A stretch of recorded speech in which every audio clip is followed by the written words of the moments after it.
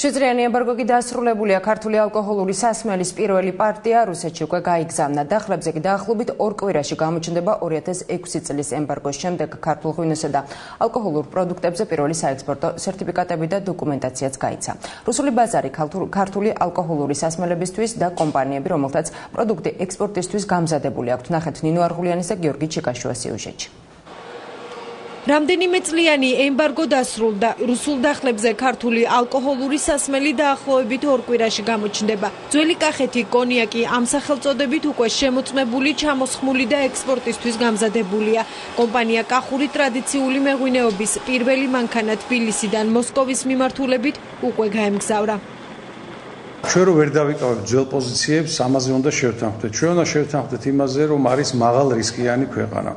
მესამე, მე არ მგონია, რომ კომპანიებმა პირდაპირ, ასე ვთქვათ, აქცენტი აიღონ რუსეთზე და გაუკეთონ ჩანაცვლება.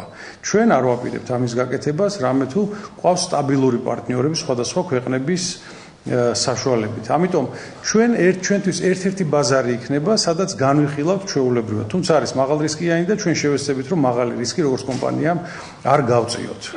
პროდუქტი სერტიფიცირებული საბაჟო პროცედურა კი უკვე გავლილი აქვს დუგლაძის ღვინის კომპანიასაც. კონიაკი და ღვინო რუსული ბაზრისთვის უკვე მზად არის. პირველ ეტაპზე ექსპორტისთვის კომპანია 100,000 ბოთლს ამზადებს. 18 დასახელების ქართული ღვინო ქარხანაში ბოლო დეტალებს გადის.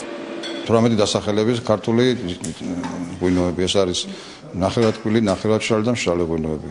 ასევე საკონიაკე ბრენდები, რომლებიც მიდის ძალიან დიდი პოპულარობით სარგებლობს რუსეთის ბაზარზე. ჩვენი დასახელების ქართული ბრენდები, კონიაკის დასახელებები და აქედან გამომდინარე ალბათ ძალიან კარგ გამოხმაურებას მიიღებს რუსეთის ბაზარზე. ველოდებით წარმატებებს. მინერალური წყლის შემდეგ ალკოჰოლური ღვინო და კონიაკი. ქართული ალკოჰოლური სასმელი იქნება საშუალო და მაღალ საფასო სეგმენტში და მისი ღირებულება დაახლოებით 300-დან 400 რუბლი იქნება. ღვინის ეროვნული სააგენტოს თავმჯდომარე განმარტავს, რომ სერტიფიკატის მისაღებად რიგში 65-მდე კომპანია დგას. საქართველოსდან ვიწყებთ ექსპორტს, მაგრამ ეს არ შეწყდება და ეს იქნება მუდმივად დაემატება მწარმოებლები, ექსპორტიორები, დაემატება რაოდენობები, ისე რომ ჩვენი მოლოდინი მართლდება, ჩვენი პროგნოზები მართლდება, იმისის პირველი რიცხვებიდან ქართული პროდუქცია დაბრუნდა რუსულ ბაზარზე. დღესვე ცნობილი ხდება, რომ მიღწეული შეთანხმების შემდეგ ქართული მხარე ხილბოსტნეულის ექსპორტისთვის თითქმის მზად არის.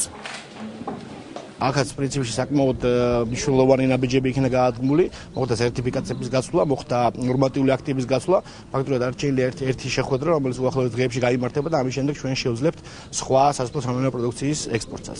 რაც შეეხება ღვინოსა და მინერალურ წყლს, აქ ამაზე უკვე მოგახსენებთ, მოლოდინები არის საკმაოდ კარგი და ისეთ რომ ეს არის უმნიშვნელოვანესი სექტორი ჩვენთვის და პრინციპში რუსული ბაზარი იქნება ძალიან მნიშვნელოვანი იმ კომპანიებისთვის, რომლებიც არიან ჩართული ამ სექტორში.